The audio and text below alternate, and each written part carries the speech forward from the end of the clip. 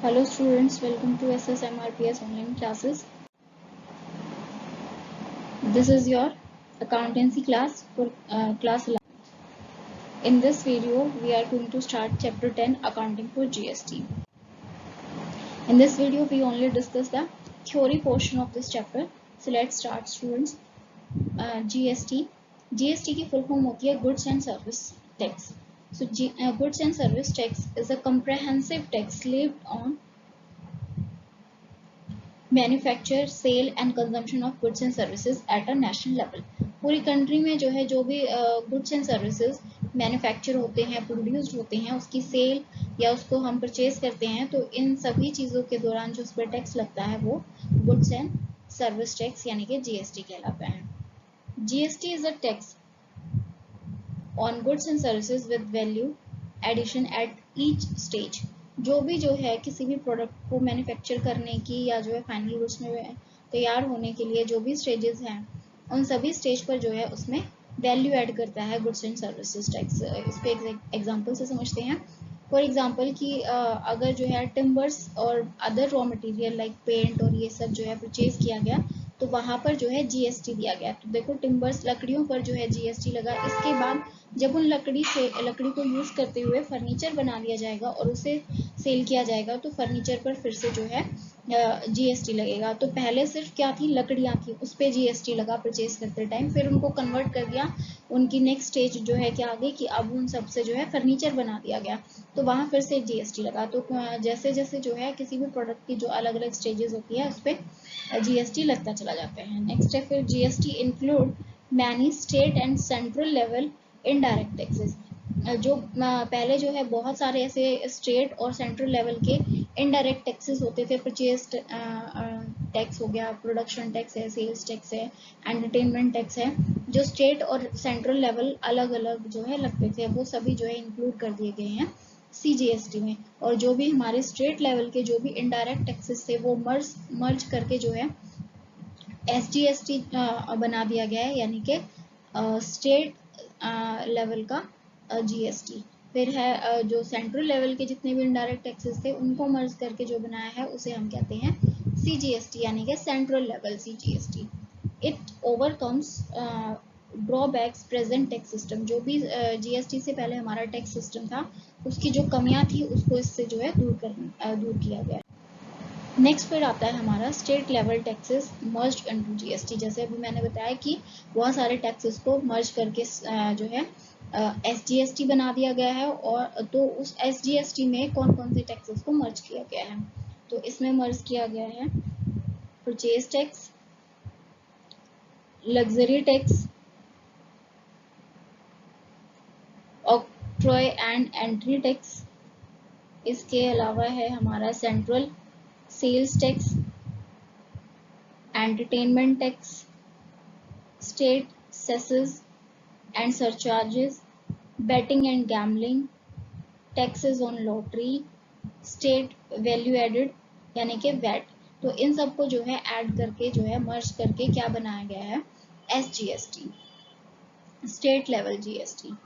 इसी तरह जो है फिर हमारा है कि जो है सेंट्रल लेवल पर किस किस टैक्सों को, किन किन जो है टैक्सेस को मर्ज करके सीजीएसटी बनाया गया है। तो इसमें मर्ज किया गया है additional excise duty, central excise duty lived under the medicinal and the toilet preparation।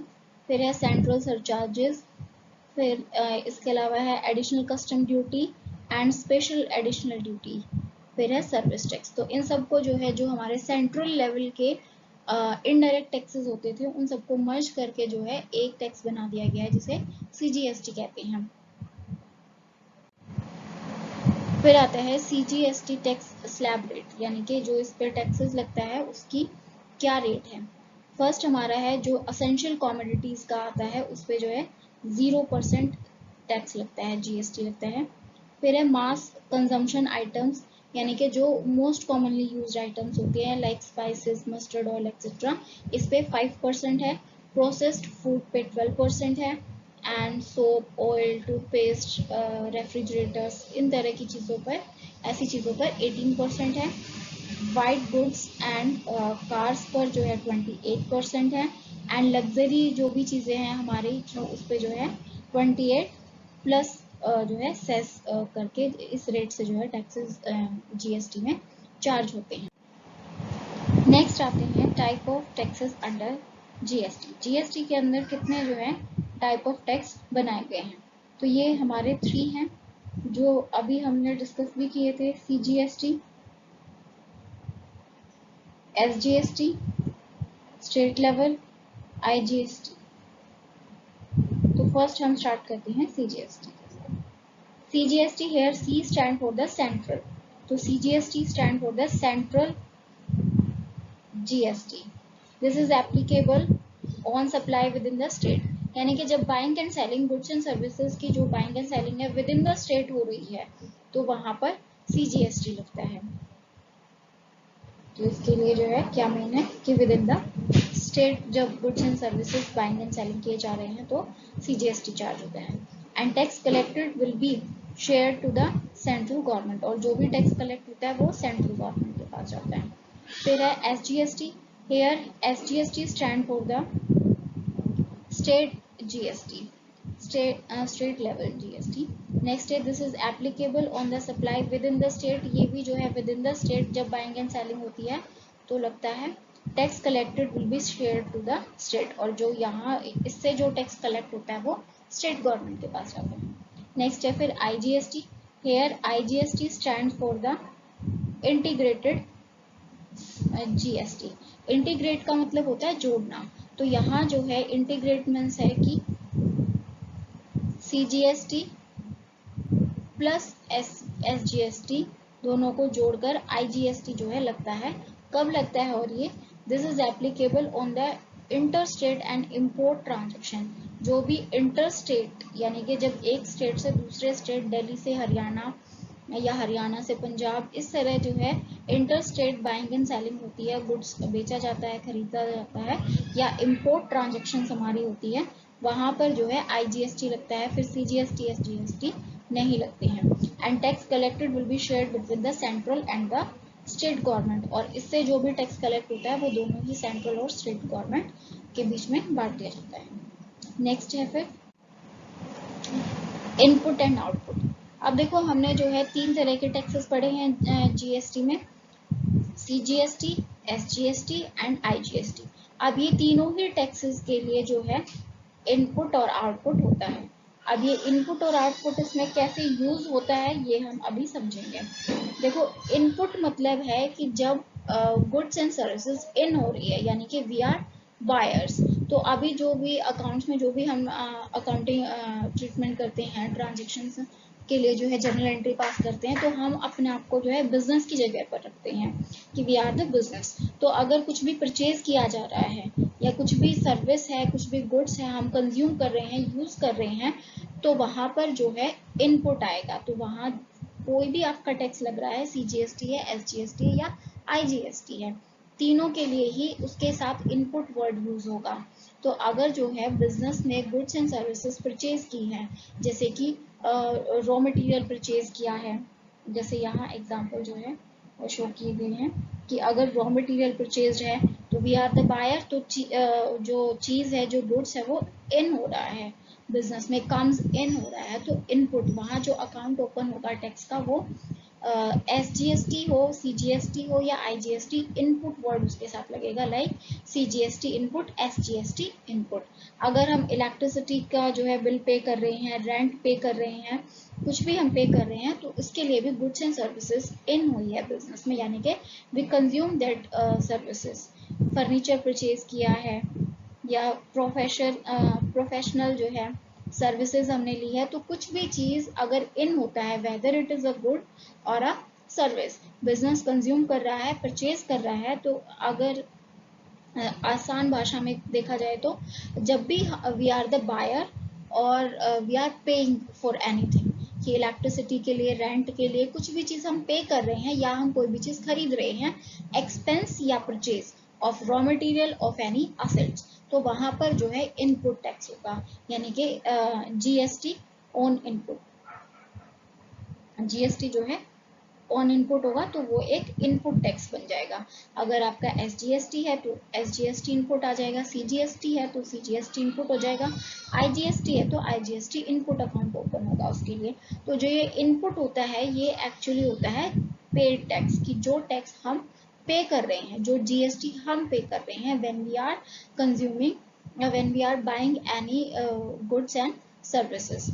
फिर इसके बाद आता है आउटपुट। तो आउटपुट मतलब out means when goods and services going out, goes out from the business, जब बिजनेस से बाहर जा रही हैं कोई भी चीजें तो वहां पर जो है आउटपुट चार्ज होता है। यानी कि आउटपुट का मतलब है टैक्स कलेक्टेड, GST जो है कलेक्ट होता है, और फिर वो GST जो है कलेक्टेड GST उसमें से हम पेड को एडजस्ट करके जो बैलेंस अमाउंट है वो गवर्नमेंट को पे कर दिया जाता है। तो जहां पर भी वी आर द सेलर या हमें कोई भी इनकम हो रही है तो वहां जो है हम SGST, CGST या IGST के साथ आउटपुट अकाउंट ओपन जो है हम करेंगे, तो वहां जो है आउटपुट टैक्स कहा जाएगा।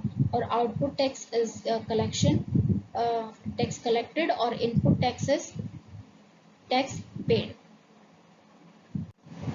नेक्स्ट फिर आता है कि अब जो है GST कंप्यूटेशन कैसे होती है, कैलकुलेशन कैसे होती है कि कितना अमाउंट जो है अब हमें हमारा बैलेंस्ड अमाउंट है जो हमें गवर्नमेंट को पे करना है, या एक्सेस टैक्स जो है हम पेड कर चुके हैं इनडायरेक्टली। तो देखो पहले, सबसे पहले तो हम लेते हैं आउटपुट। अब ये आउटपुट कोई भी हो सकता है, IGST है SGST है, CGST है, जो भी आउटपुट है उसमें से माइनस कर देते हैं, उसमें से हम माइनस कर देते हैं उसी का इनपुट। यानी कि फॉर एग्जांपल अगर ये जो है हमारा IGST होता तो यहाँ IGST का ही इनपुट हम लेते हैं। अगर ये वाला हमारा जो है, अगर ऊपर आउटपुट जो है हमारा CGST होता है तो नीचे जो है CGST का ही इनपुट लेते हैं। तो उसी में से उसी के आउटपुट में से उसी का इनपुट जो है हम माइनस करेंगे। और इसके बाद जो है अगर हमारा टैक्स कलेक्टेड ज़्यादा है यानी कि आउटपुट ज़्यादा है तो वो GST पेबल आएगा if the output amount is more than the input. और अगर जो है इसका अपोजिट है कि input is more than the output तो वहाँ पे बैलेंस GST क्रेडिट बचेगा हमारा।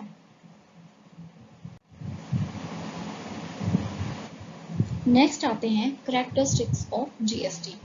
तो इसकी क्या फीचर्स हैं, क्या कैरेक्टरिस्टिक्स है। फर्स्ट आता है अ कम्प्रहेंसिव इनडायरेक्ट टैक्स। ये जो है एक बहुत बड़ा जो है इनडायरेक्ट टैक्स है। जैसे हमारे पहले इनडायरेक्ट टैक्स होते थे, परचेज टैक्स, प्रोडक्शन टैक्स, उन सबको मिला के एक ही टैक्स रह गया है। और वो कम्प्रहेंसिव इसलिए है क्योंकि बाकी सभी different type of indirect taxes को इसने मर्ज कर लिया है, इंक्लूड कर लिया है।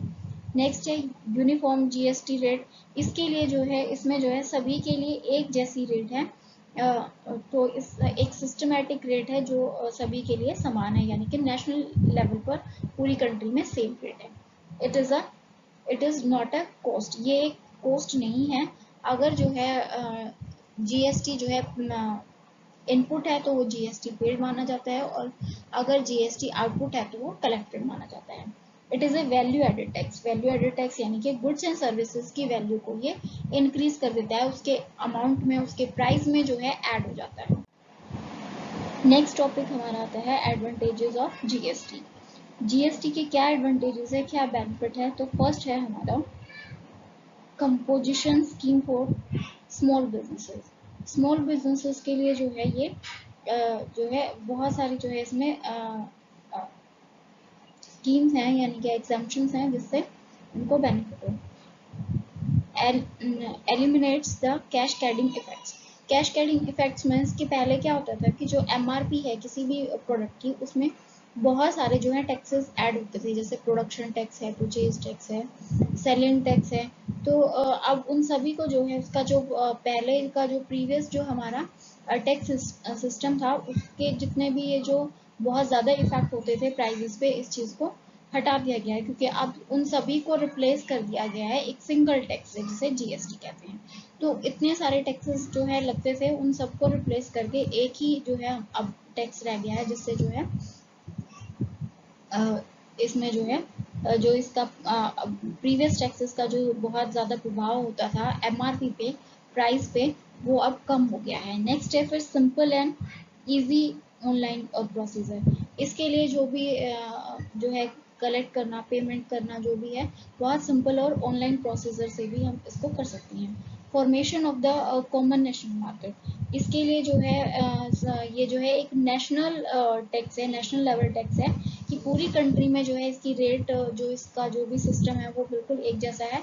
तो इससे जो है नेशनल सभी के लिए जो है पूरी all over the India goods and services sell करना बिल्कुल ईजी हो गया है, because everyone knows the tax system, क्योंकि सभी जगह जो है एक जैसी रेट, एक जैसा जो है इसका सिस्टम यूज किया जाता है। ट्रांसपेरेंसी, इसमें जो भी लेन देन है, जो भी रेट है, वो सभी को जो है वो सब सारा जो है ट्रांसपेरेंट है लोगों के लिए। नेक्स्ट है ईजी ऑफ डूइंग बिजनेस, इससे जो है बिजनेस करना ईजी हो गया है, क्योंकि पहले बहुत सारे जो है टैक्सेस होते थे, अब उनकी जगह जो है एक टैक्स ने ले ली है, तो लॉट्स ऑफ टैक्स कैलकुलेट करने की जरूरत नहीं होती है। Resourceful administration by the government, इसको जो है बहुत सारे टैक्सेस को मर्ज करके जीएसटी बन गया है, तो इससे क्या है कि उसको एडमिनिस्ट्रेट करना, उस सिस्टम को, टैक्स सिस्टम को एडमिनिस्ट्रेट करना, उसको कंट्रोल करना इजी हो गया है गवर्नमेंट के लिए भी।